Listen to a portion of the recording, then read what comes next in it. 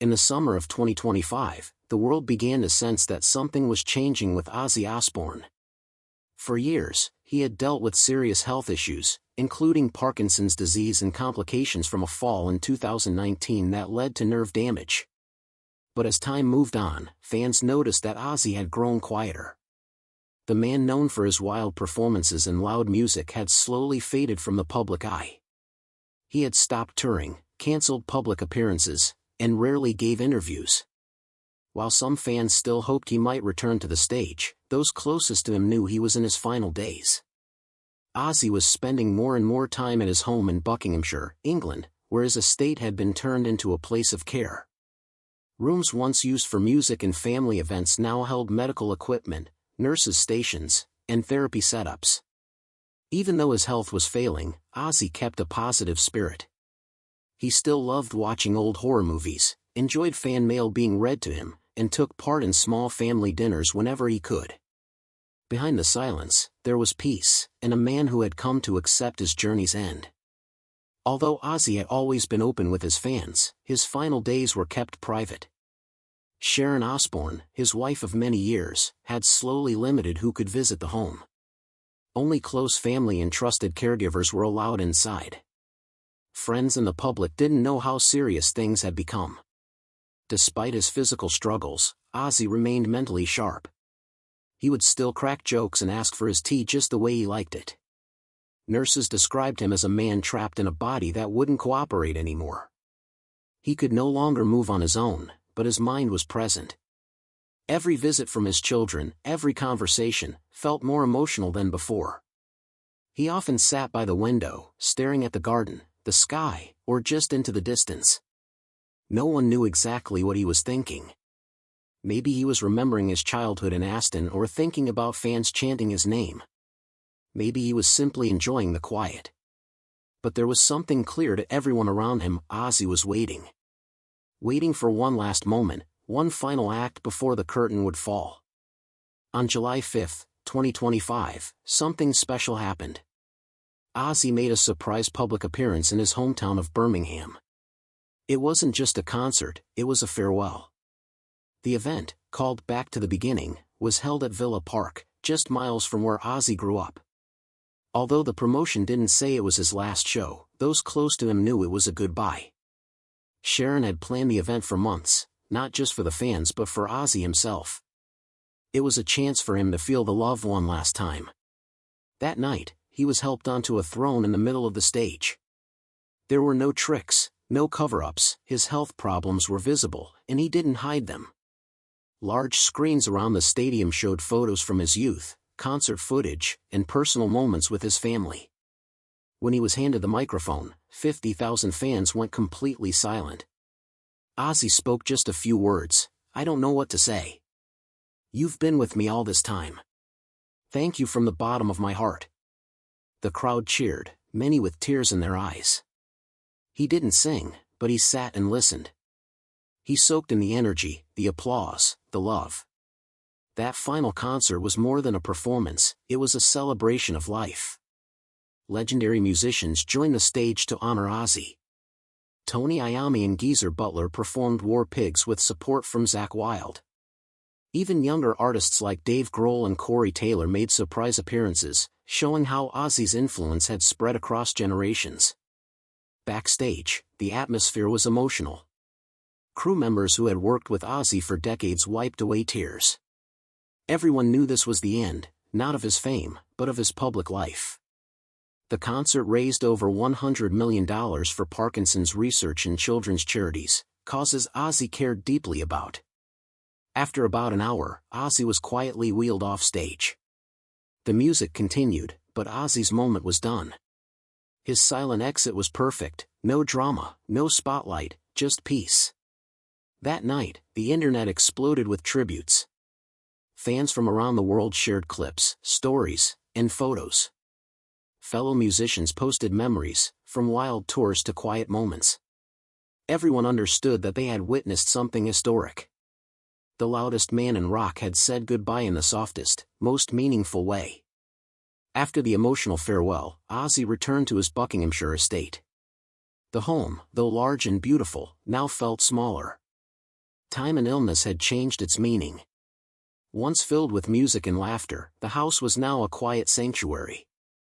Sharon remained his constant support, both emotionally and physically. She updated the media only when necessary, keeping most details private. But inside the home, she was the strong one, organizing care, comforting their children, and sitting by Ozzy's side every day.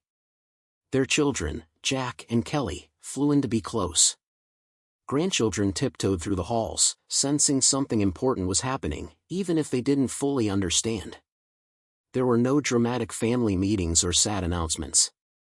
Everyone simply knew. The air was heavy, filled with love and quiet understanding. Ozzy's days followed a simple pattern. He'd wake mid-morning, eat a light meal, and sometimes ask for a movie or music. Most times, he'd fall asleep halfway through, but no one minded. He was calm, not scared, not angry, just accepting. People around him said he was deeply aware, even in silence. He would hold eye contact longer, squeeze a hand without saying a word. It was like he was counting each moment, making it count. As the days went by, Ozzy's health continued to decline.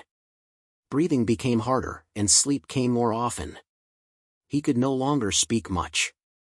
Simple gestures like a nod or a smile became rare. Still, there were moments that showed the spirit inside him hadn't faded. One evening, he sat by the window for nearly an hour, quietly watching the garden. Sharon sat with him and gently asked what he was thinking. He whispered, "Nothing. Everything." Those two words said so much. They spoke of a life full of chaos and peace, highs and lows, laughter and pain. Everyone in the room felt the weight of those words. Ozzy was not afraid. He wasn't running from death, he was waiting for it like an old friend. And even though no one knew exactly when it would come, they understood the time was near. Visitors became fewer, the house even quieter. Nurses kept their routines, medications were given, meals were served, but everyone felt the shift. The end was coming, and it would arrive in its own quiet way, far from the stage, far from the noise. But even in silence, Ozzy's presence filled the room. His legacy was alive in every breath. In the last hours of his life, Ozzy was surrounded by love. Sharon held his hand, and his children sat nearby. The TV was off, the music was off. Just peace. One nurse said the room felt holy, like something important was happening. As Ozzy's breathing grew slower, he opened his eyes one last time and looked at Sharon. In a quiet voice, he said, "Thank you for this life. I love you all." Those were his final words. Simple, honest, and full of meaning. Then, like a curtain slowly falling at the end of a show, he closed his eyes and was gone. There were no bright lights or screaming fans, just a peaceful goodbye surrounded by the people who mattered most. Later, the family would release a short statement asking for privacy, thanking fans for their support, and saying that Ozzy had passed peacefully at home. Across the world, fans lit candles, played his songs, and shared their grief online. But they also shared something else, gratitude. Gratitude for the music, the memories, the madness, and the man. Ozzy Osbourne may be gone, but his voice, his energy, and his love for his fans will never be forgotten. When the news of Ozzy Osbourne's peaceful passing was made public, it felt like time stood still.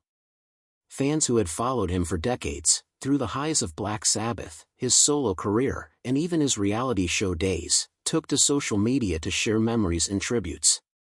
For many, it was more than just the death of a rock legend, it felt like saying goodbye to a part of their youth.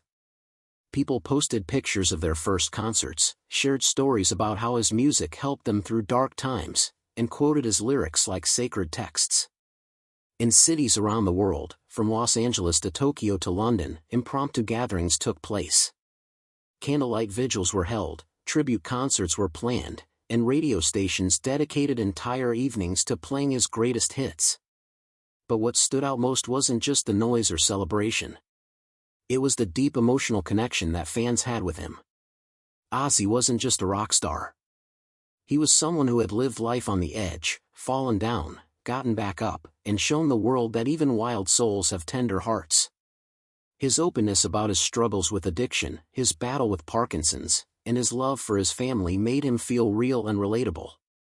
In a world full of polished celebrities, Ozzy was raw, flawed, and human, and that's exactly why so many people loved him. Famous musicians and celebrities also shared their grief. Sharon received personal messages and phone calls from some of the biggest names in music. Tony Iommi, his longtime bandmate from Black Sabbath, said in an interview, "Ozzy wasn't just the voice of metal, he was the heart of it. No one else had his soul." Zakk Wylde, a close collaborator, posted an emotional video of him playing a stripped-down version of Mama, I'm Coming Home in Ozzy's memory. Younger artists also paid tribute. Post Malone, who had worked with Ozzy on a recent track, said he was honored to have shared time with a legend. Dave Grohl called Ozzy the eternal rock father figure and thanked him for paving the way for rebellious, loud music to be taken seriously. Even artists outside of the rock world, from pop singers to rappers, acknowledged Ozzy's influence. His unique style, honesty, and courage had crossed genres and generations. At music festivals that summer, moments of silence were held. Huge screens displayed images of Ozzy with words like "Thank you, Ozzy and legends never die." And during concerts, fans would hold up lighters and phone flashlights during quiet moments as artists dedicated songs to him. It became clear that Ozzy's passing wasn't just the end of a life, it was the end of a global chapter in music history. Though Ozzy Osbourne's voice may have gone silent, his legacy is louder than ever. His music continues to be streamed millions of times a day. Vinyl reissues, documentaries, and tribute albums are already in production, aiming to preserve his influence for future generations. But beyond the songs and albums, Ozzy left behind something deeper, a message. That it's okay to be different. That you can be wild, weird, and even broken, and still find love, redemption, and peace. Ozzy's life was never perfect, and he never pretended it was. He made mistakes, faced demons, and dealt with illness in the spotlight. But through it all, he kept going. He kept laughing, singing, and showing up for his fans. His final days showed the world that even the loudest rock stars have gentle endings, that even the darkest of artists can leave behind a light. For Sharon and their family, Ozzy's death was personal and private.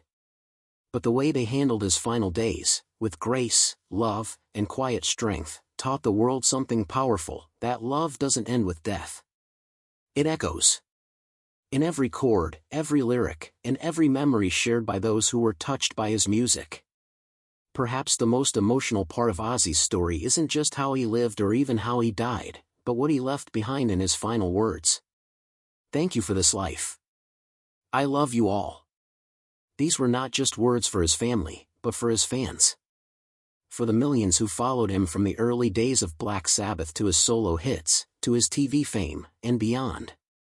That final sentence was a full-circle moment. Ozzy, the man who once bit the head off a bat on stage, whispering his love to the world. In the end, his message was clear, he was grateful. Grateful for the wild ride, for the love he received, and for the life he got to live. He gave the world his voice, his energy, and his chaos. And in return, the world gave him love, loyalty, and a place in history that no one else can fill. Ozzy Osbourne may have taken his final bow, but his echo will live forever, in music, in memory, and in the hearts of every fan who ever sang along with him. Ozzy Osbourne's impact didn't end with the generation that watched him rise from the smoky clubs of Birmingham to global superstardom. For many young musicians today, he is more than a rock icon, he's a blueprint for creativity, resilience, and raw authenticity. New bands still look up to Ozzy for his unapologetic style and fearless approach to music. He didn't follow trends. He created them. He didn't ask for permission. He pushed boundaries. And most importantly, he always stayed true to who he was, no matter the criticism or controversy. Music schools and rock academies have even started using his life story as a teaching tool. Not just about how to perform, but how to survive the pressures of fame, personal challenges, and public expectation. His journey through addiction, his comeback stories, and his openness about mental health and physical decline have opened doors for honest conversations in the industry. In this way, Ozzy is not just a legend of the past, he's a guide for the future. And then there's his family.